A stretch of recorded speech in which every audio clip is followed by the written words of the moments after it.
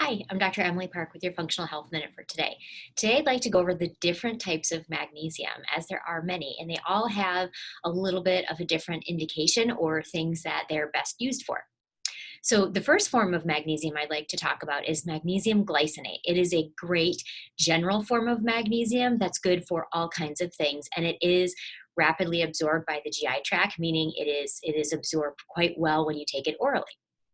So magnesium glycinate can be used on the spot. So meaning if you had, let's say, leg cramps, or you were sweating a lot, you needed to kind of replace some of your minerals and electrolytes, you could use some magnesium glycinate in that situation.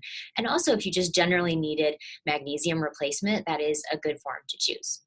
So the next form of magnesium is magnesium malate. So think of M muscles. So if we go back to magnesium glycinate, you can think of G glycinate general form, and magnesium malate M muscles. So the malic acid part of magnesium malate has been proven to help with things like muscle pain, and there have even been some studies done in fibromyalgia patients saying that it actually helps improve pain management for them.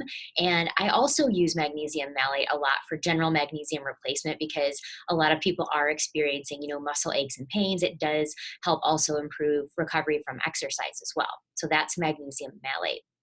The next form I'd like to introduce is magnesium citrate. So C, citrate, colon, constipation. That's how I remember that one. And magnesium citrate is in fact used for constipation. So in my patients that need magnesium replacement, I'm going to choose a magnesium citrate because I'm getting a win-win out of both of those. And also magnesium citrate, it does get absorbed well, but because it is used to treat constipation, you really can't take, if you don't have constipation, you're going to be unable to take a high enough dose to actually get your magnesium stores up if you're trying to treat a magnesium deficiency. So I would choose a different form of magnesium. But magnesium citrate is actually really good for magnesium replacement if you have constipation, or even just as a constipation treatment.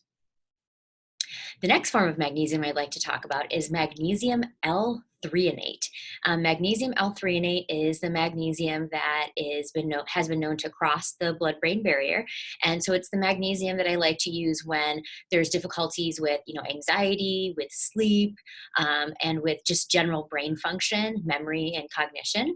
I like to use magnesium L3 and then of course there are some other forms of magnesium like magnesium oxide, which I don't tend to use because magnesium oxide is the least absorbable form of magnesium and tends to cause GI upset rather rapidly. And there are some other forms of magnesium as well. There's some magnesium chelates and other mixed forms. So there's some magnesium supplements that have more than one form of magnesium in it as well.